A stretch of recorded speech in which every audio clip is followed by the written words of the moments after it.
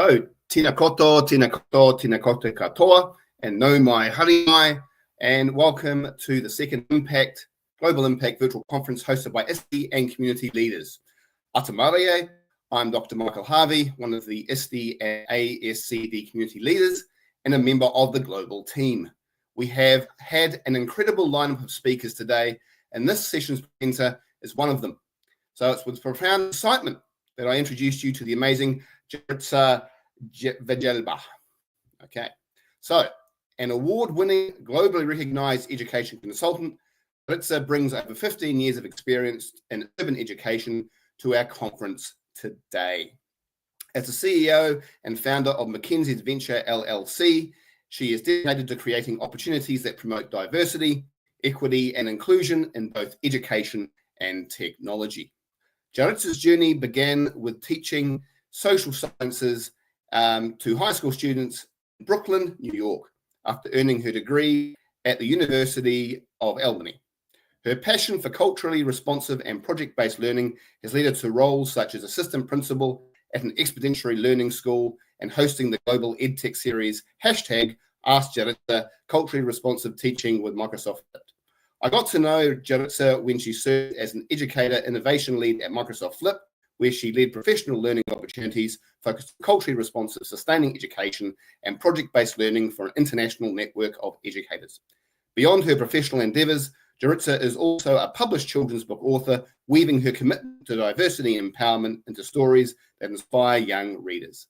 Her mission is clear: to provide strategies and resources that ignite critical thinking and meaningful conversations both in and outside the classroom. The session is in English. If you need to turn on captions, please do so by following the directions using the link in the chat. So, without further ado, now let's hear from the awesome Yaritza. Thank you, Michael. Hello, everyone, and welcome. I know we've had a long day of learning, and hopefully with today's session, I can drop some gems and help you guys get started on not only a global hour of code, but thinking about global collaboration. So as Michael said, I'm Yaritza Villalba. I'm the CEO and founder of Mackenzie's Adventures. We are a global consulting company, but above all else that's listed here, I am Mackenzie's mom. And I feel like every single day she's challenging me. And those of you who are parents, you know this, she's challenging me to be a better person. So with that being said, today is all about not only setting the stage for what global collaboration is and introducing you all to what we have coming up in August with the Global Hour of Code in Nigeria, but also the importance of cross-cultural communication and how do we leverage technology to ensure that students and educators in underserved communities have a way to feel like they're a part of a larger community. So kind of like a community without walls, right? Or borders. And so please feel free to share any aha moments that you have across social, and be sure to use #GlobalImpact just in case I miss anything in the chat. Let's dig in. So let's set the stage. What are real and tangible actions that we can take to change the world? Those of you in the chat, please, I want to hear from you.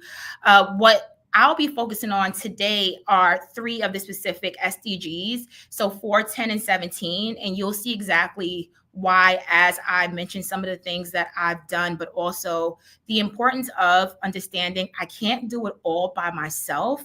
And so I've tapped on, friends and ed tech companies, and I've said, hey, I've had this idea for global collaboration.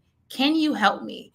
And honestly, it's been positive with the assistance, but please be mindful that SDG 17 is important. It is there for a reason, right? Partnerships are golden. So before I can talk about all of the fun aspects of global collaboration, I need to kind of like get this out, right? The idea that yes, it's fun, but it's not easy. There are geographical barriers that exist that not only are our students challenged with, but educators.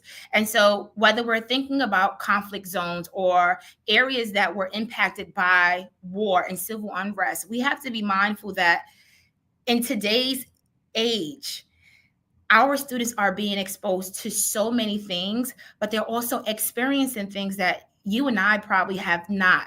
experienced, right? So whether if it's poverty, whether if it's not having, clean water or sanitary water, or living in sanitary conditions, but also being exposed to war. Also, our students are being impacted by natural disasters. And so when we think about these barriers, I really need you to consider how before a student can engage in a global collaborative experience, or for a teacher to even volunteer to be a part of this, we have to be mindful of access. And what does that look like in regards to equity, and ensuring that when we do create these experiences, they're experiences that were created for all. Although I'm going to save the Global Hour of Code in Nigeria for a bit later, one of the aspects that we're looking at as well, because of the remote locations in Nigeria, is being sure to have these unplugged coding activities, right? Or activities where they don't necessarily need access to Wi-Fi or computers to be able to engage and learn these computational thinking skills. And so what impact do these geographical barriers have on quality education? We know that there's limited access to resources. I visited Morocco 3 years ago, and I was brought there to actually talk about global collaboration and what that looks like. And I remember having to use my cell phone to present live to over 40 young girls, right? And thinking about how difficult it was because of the Wi-Fi connection. So being very mindful of the resources or limited resources that folks who are put in front of us have. Teacher shortages, we are seeing this every day. So I'm not referring to during, COVID. This is happening now, and we're going to see it a lot more as these executive orders are being put into place. And so what are we creating to make sure that our underserved areas, that for some of us has always been underserved, are receiving the adequate resources or access to these resources? Infrastructure challenges. I recall having a conversation with Girl Rising. I don't know if any of you have heard of this company and community. And we went live and we talked about how girls around the world do not have access to quality education. And there's so many countries that believe that we as girls should not even have an education or have exposure to technology or STEM and STEAM. And yes, it's 2025, but these are some of the challenges that our kids are going through. And because of the areas in which they live in, you have these infrastructure challenges where there's no buildings for them to attend school in. And then the disparities. And I promise it's not all negative, right? We're going to get to the fun part, but I feel like before I can engage with you all about the fun aspect of global collaboration, I have to share about the truth and the honesty of it, right? And it's that disparities in education do exist, and these geographical barriers can literally impact students, especially those who have always been disadvantaged. Hopefully you're still with me. So with all that being said, I was asked 4 years ago from an assistant principal in the Bronx, could I create a global experience where her students from the Bronx, who were students with disabilities, could have access to the world? And her one task was, my students may not ever be able to hop on a plane and explore other countries. And so with this particular experience, could you give them the opportunity to learn from other students? And I accepted that challenge. And the first thing that came to mind was using Flipgrid, which we all know we had access to. And I'll share later about, what are some other tools you can use now that we don't have Flipgrid. But the second thing that came to mind was making sure that it aligns with the ISTE standards. Whenever I create curriculum or opportunities for folks around the world to engage in, I use the ISTE student standards and the educator standards because they're international, right? Which means I don't have to say, hey, this is what we're doing in New York. I can say, this is what's happening around the world. This is how you empower learners. This is how they become digital citizens. This is how you can equip students with enough skills to become innovative and designers and explorers. And so with technology, we can leverage it to break down these geographical barriers. We can create opportunities for students to interact with other peers from other countries, whether if it's podcasting with Soundtrack for Education or creating stories with Book Creator app and using Immersive Reader to ensure that students are comfortable with sharing in their own languages. And so reasons why some of the programs that I'm about to share with you have been successful is because I've given students and teachers opportunities to interact with each other. So we've had cross-cultural communication. And the most important is this aspect of teaching folks empathy, not sympathy. Students don't want teachers and educators don't want their peers to feel sorry for what they're experiencing. We are very much aware that in these remote places or remote locations, they may not have access to technology in which we may have access to. And so it's just about putting yourself in that other person's shoes and making sure that when you prepare these experiences, you're thinking about every possible scenario. And for me, that scenario is, well, what happens if the Wi-Fi goes out like it once did when I was interacting with teachers in Venezuela? Or what happens if more than one student has to share a device? What does that look like? And so not only do I provide opportunities for students to engage virtually, but here's a handout. If your teacher needs to print this out for you all to still engage in this project-based learning task, you still have access to it.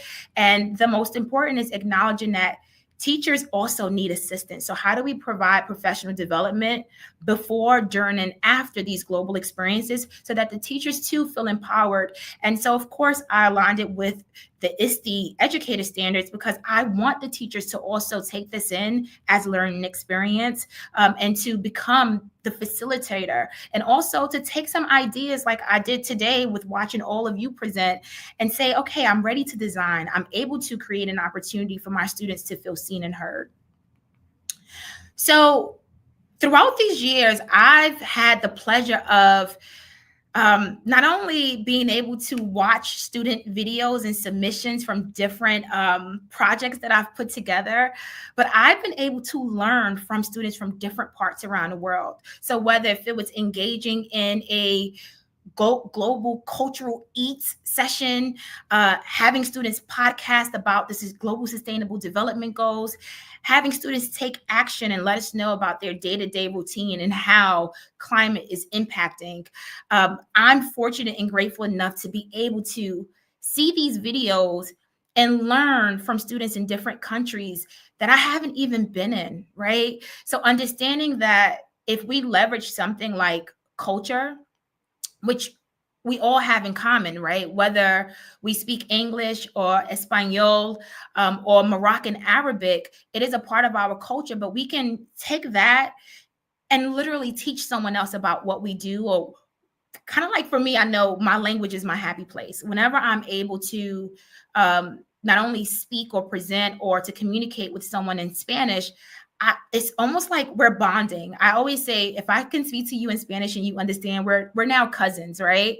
But using a topic like culture allows students to explore with technology in a way where they're most comfortable, because we're saying, hey, let us know more about you. Let us know about your heritage. Let us know about your history. And so these are some projects that I've done with the Cultural Eats, A Day in the Life, SDG Chat. And honestly, this came about because of that assistant principal that wanted to expose her students to the world. And what ended up happening is, at first I had 40 different teachers who were engaged. And then I had other teachers in my inbox saying, you have to do this again.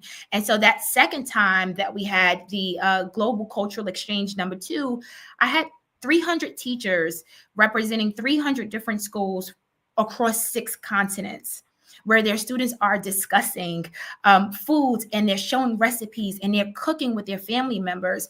But then we also had higher education teachers and students engaging in SDG call to action and really explaining to others through PowerPoint why it's essential for us to not only understand the challenges that we're dealing with on a day-to-day basis, but create a way to solve those issues. And so let's get into coding. What does it look like to integrate real world challenges into the coding curriculum? And this is honestly tied to SDG 10, but I figured out the best way to reduce inequalities is by ensuring that we're giving everyone access to the things that they need. And I know for me in my community, especially in New York, it's project-based learning.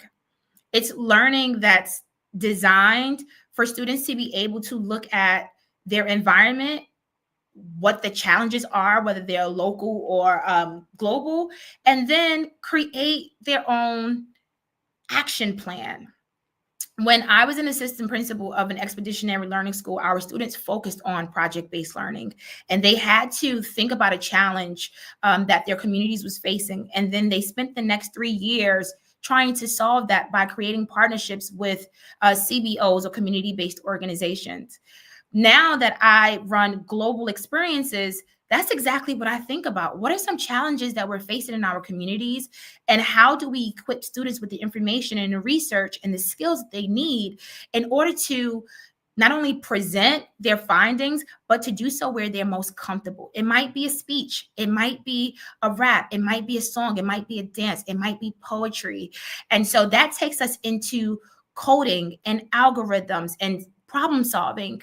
I think that when folks think of coding, they automatically assume that there has to be some form of technology being used, when in fact it's just the idea of computational thinking and problem solving. How do we teach our students to become detectives?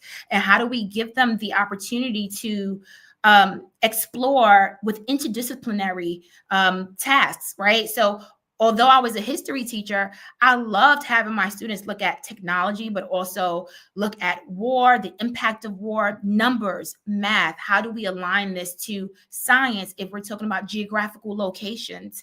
And so it's really important for us to integrate real world challenges into our coding curriculums. And these are some examples of how I would do so and how we intend on doing so for our upcoming Global Hour of Code.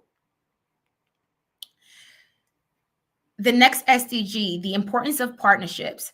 Throughout these years, as I've been exploring with these global cultural exchanges and challenges, I've had the opportunity to partner with amazing tech companies and ed tech companies from around the world who have all of you in mind. And when I say that, I'm really strategic with who I partner with, because the first question that I always ask is this accessible in other languages? And if a company says no, then I cannot use that. But honestly, folks ask, how do I get companies to partner with me? And it's honestly, it's my go-to is saying, if you allow us 4 to 6 months to use your platform, I can assure you that not only will you have data on how best practices should be for your platform, but you get to see how teachers from around the world are implementing their work on your platform.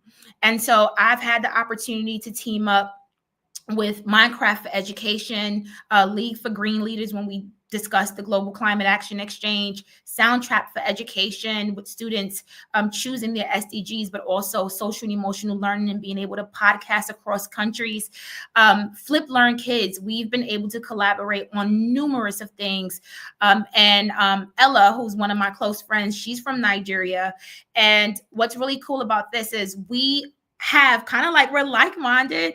And so we decided to bring coding to Nigeria and to make sure that we're also exposing the students in Nigeria to students from all around the world.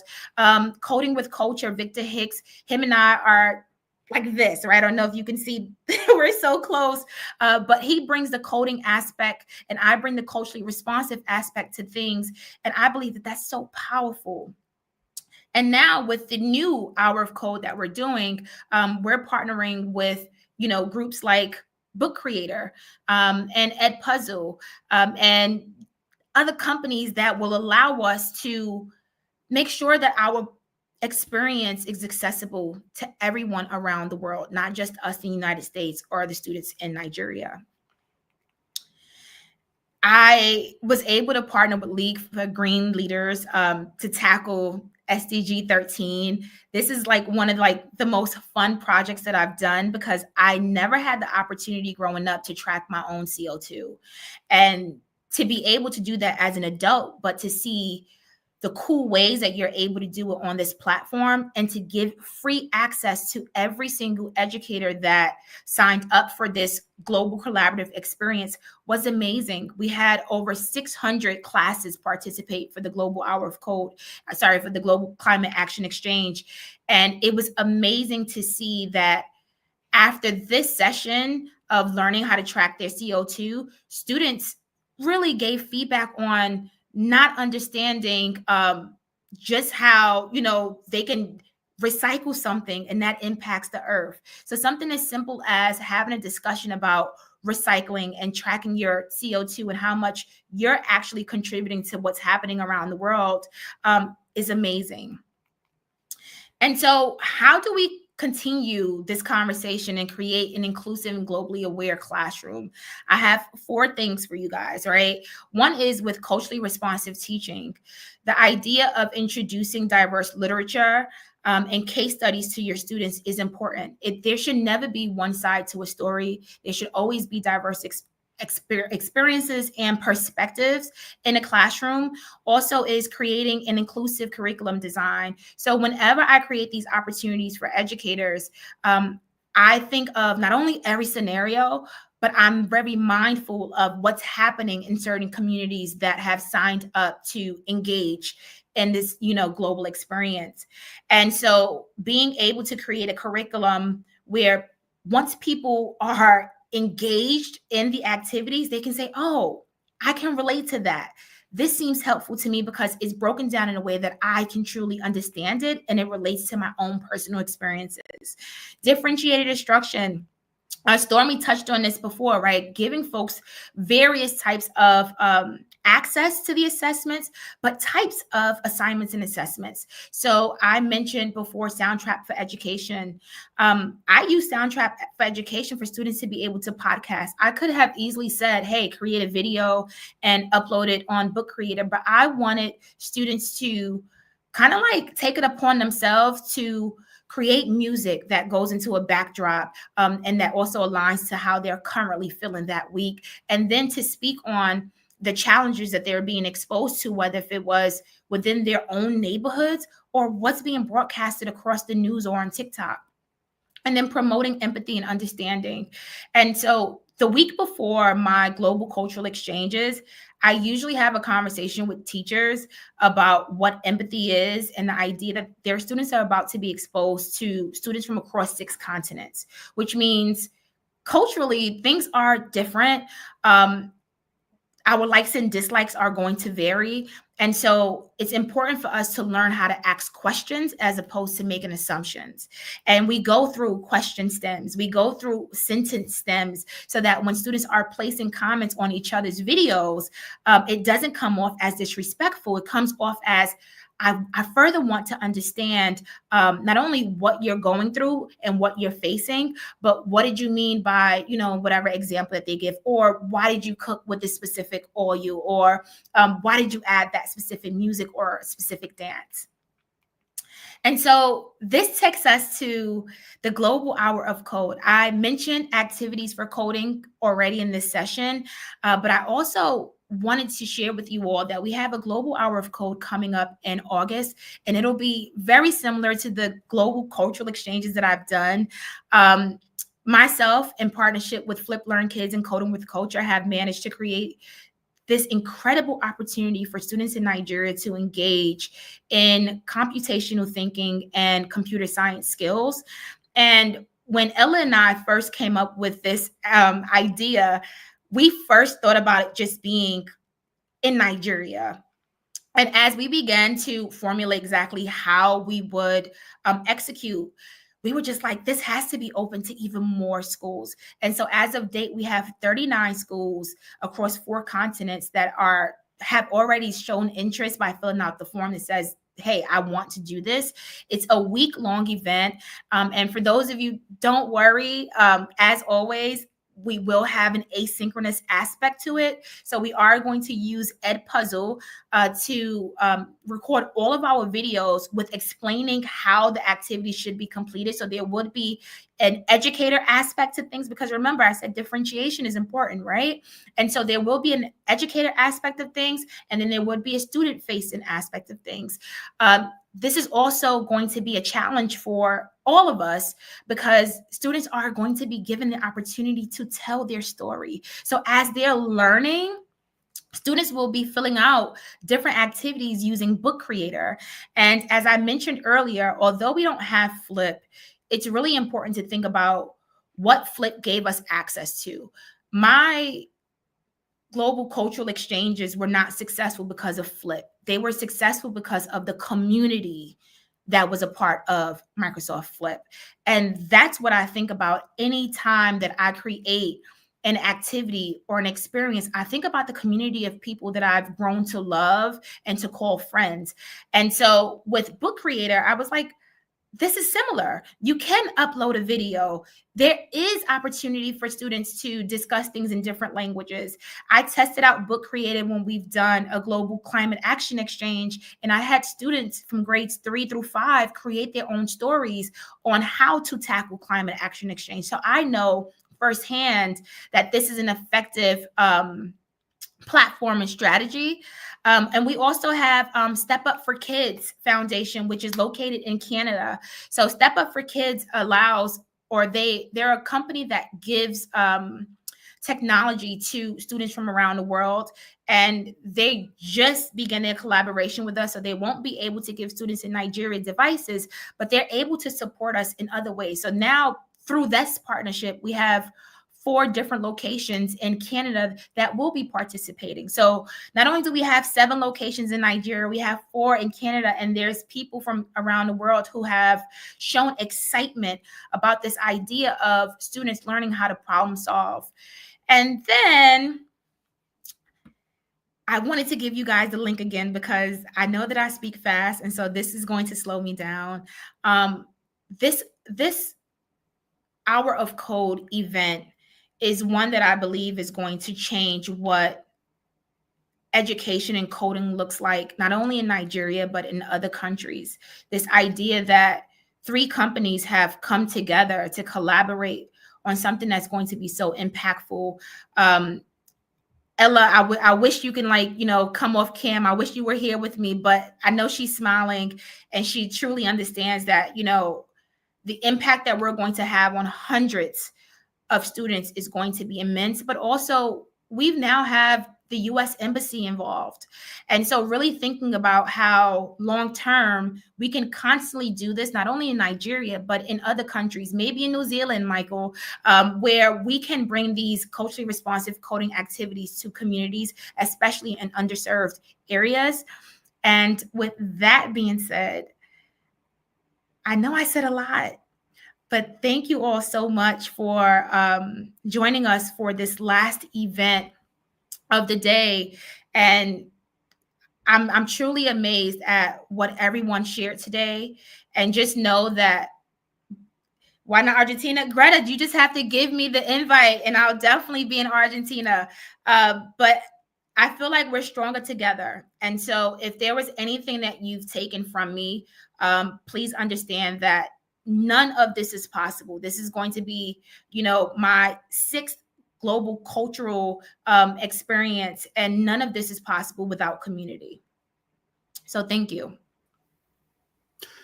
So it was great. You mentioned being stronger together. We have a proverb, or whakatoke, here in New Zealand, hi waka eke noa, which means we're all in the boat together without any exception. So eso fue increíble. Muchas gracias, Yaritza, for sharing your vibrant energy, inspiring insights, and unwavering commitment to culturally responsive education. Your passion truly sparks positive change and empowers us all to foster meaningful connections in our classrooms and beyond. We have been incredibly grateful to have you with us today.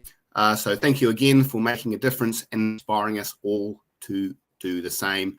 And just to finish off with a bit of Ted Lasso, I think we all need to inspire ourselves to become curious and not judgmental. So Thank you again. Thank you. This was awesome. Awesome. Or tūmeki, as we say in New Zealand. So this year, we wanted to add practical ways for educators to implement a global impact in their classrooms. We asked people to record quick videos with tips for doing just that. So now let's learn how to get started implementing global impact from the amazing Canadian Cami Cannikins and her mahi or work around artificial intelligence in globally disadvantaged communities, which I think dovetails beautifully with what we've just seen from Yaritza. Hi there, my name is Cami Cannikins, and I'm an educator in Alberta, Canada. In the summer of 2023, I was visiting friends and schools in Africa right when ChatGPT was new, and I was able to introduce them to ChatGPT, and we had a lot of fun investigating it. Their excitement left me wondering about how this new tool, generative AI, might be used to tackle the great digital divide that we know exists when we talk about global education. This pondering led me to my Google Innovator question. How might we help African low-income teacher countries prepare their students for a future world that involves AI, artificial intelligence? Of course, this is a very complex question. And as I dug into it, I soon realized that my friends in wealthier Western countries needed to help understand some of the ways that teaching in low and middle income countries was very different. This led to a podcast called Classrooms Beyond Borders, where I talk to teachers around the world and have them describe the daily life of education. How big is your school? How many students are in your classes? What do school buildings look like? What do your outdoor areas look like? Is there reliable electricity? Do you have technology? Do you have internet? How do students get to school? What does that look like? All those types of questions.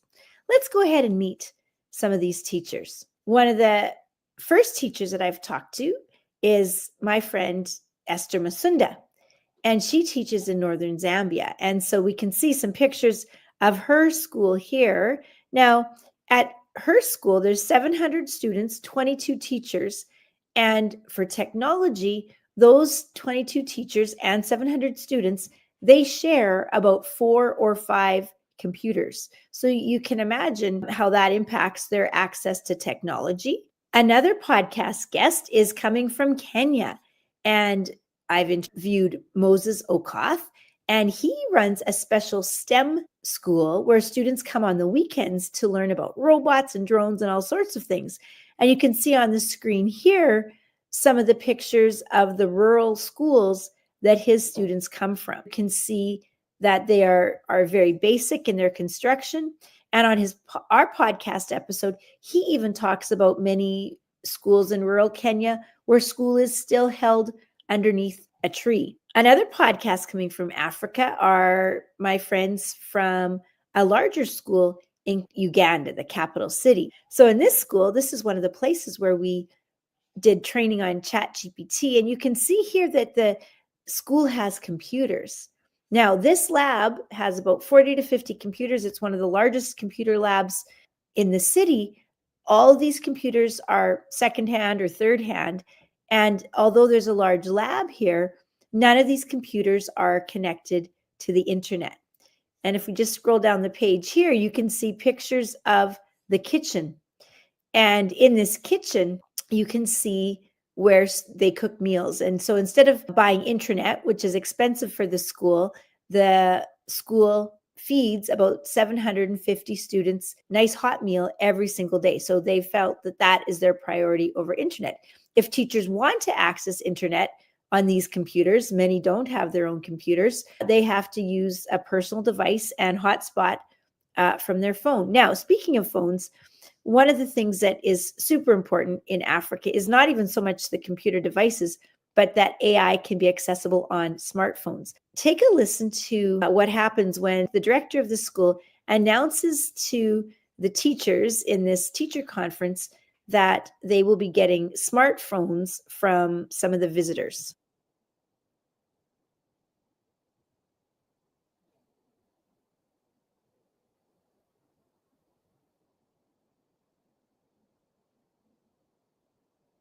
So you can see that celebrating, and this is just a clip. It goes on for about 2 minutes. So my friend Esther, she is going to be on the first episode of the podcast.